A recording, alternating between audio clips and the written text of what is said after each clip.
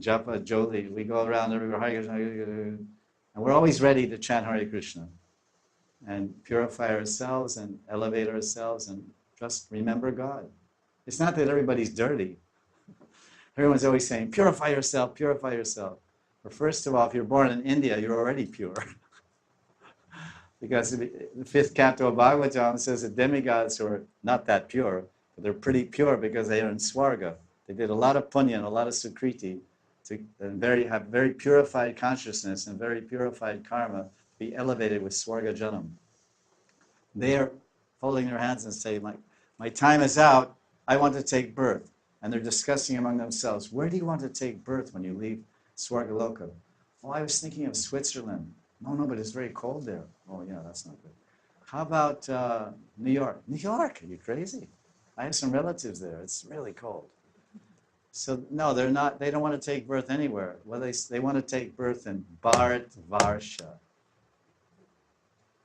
When Krishna is speaking in the Gita, in the 8th chapter, we mentioned that the other day, he's saying, anyone, mami partya vyapashritya, yepishu papayonia, striyo vaishya. This is everyone says, wait, bzzz, bzzz. All the women's livers, oh, wait a minute, my buzz light goes off. Bing, oh, there's some chauvinistic statement here. This is, I don't know about India words, but this is the worldwide.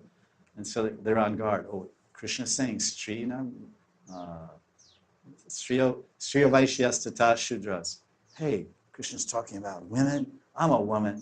Hey, Bhagavan, you chauvinists, what are you going to say now? Then he says, Papayonia.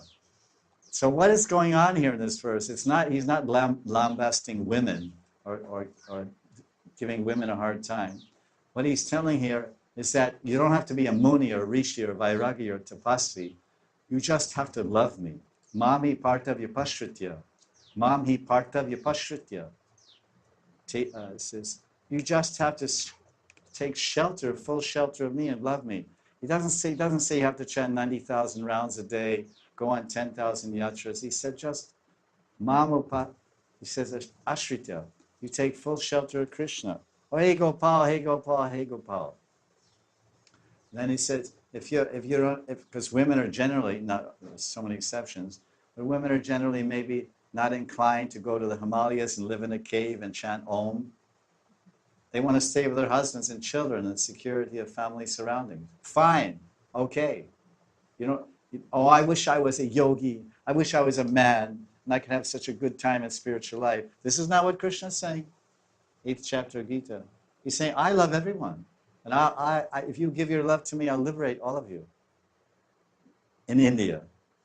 So this first part, he's talking about all Indians who are within the basic paradigm of the Varnashram system. Come. Varnashram system vitiated, let's say the modern vitiated Varnashram system. What's the word vitiated mean?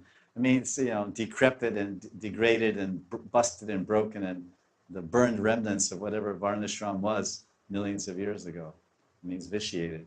Distorted, you can say. Distorted, diluted. It's something there. So Krishna is saying, all my people, the yogis and munis, he doesn't have to say anything about. They're already busy on the path of Mukti Marg. They're munis and mumukshabis. Mumukshabi means they're on the path of liberation. So he's saying, just a little old housewife with 2 sons and a little Gopal deity in the living room on top of the television. Because you have a really small flat. So you go to, but the television's flat. So you have a little Gopal there, and when you're not watching television, you make an offering to Gopal. And take the Mahaprasad. Perfect. Have nothing else. But Gopal in your mind. And the day, okay, you have a husband, you have a wife, all these things. But they're there, we love them, we serve them, we care for them from the beginning to end. But my treasure is in the wall, safe. There's a safe in the wall. Only I know the combination. So the wife has her Elmira, and the husband has his Elmira. And no one can get the keys for each other's Elmira. So now, that in that Elmira, or in that wall safe, should be your secret treasure, your secret love. Gopal. Oh, Priti, I love you. You're my everything. I love you so much. But then under your quietly say, but I love Gopal a lot more. So this is what Krishna is saying in this verse, that if you just love me.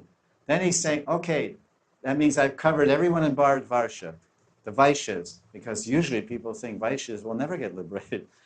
5,002, 5,003, they're just counting all the time. They're never counting japa, they're doing Sankhya Paisa. Well, we're doing Sankhya Nam. Sankhya Nam, we're counting the holy name. So then Vaishyas and then Shudras, oh, they're very stupid. They can't read, they can't write, they can't chant the mantras. All they just have to do this work. Krishna, no, I extend my mercy to the lowest person. There's no qualification. The only qualification is love. So Shudras can love. A Shudra mother loves her child, vice versa. Love is universal, goes beyond all castes, creeds, etc. So now Krishna, people are saying, okay, that's nice. If you're in India, you have it made. If you're born in India, you're lucky. You'll get Krishna's mercy. What about the Antyajas? The Antyajas and the Malechas and Yavanas. What about the people that are born outside of India? What about them? Krishna says Papayonia. Papayoni. Anyone who's born in a Papayoni, he will also come to me. So this is Krishna's mercy.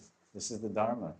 So the gopis, so that means everybody, anyone who loves Krishna or surrenders to Krishna will go to him. This is his blanket policy. This is probably one of the most significant verses in Gita, in 8th chapter, if it's properly understood. There's no bar, everyone, to bhakti, to Krishna bhakti. Because the essence is to love.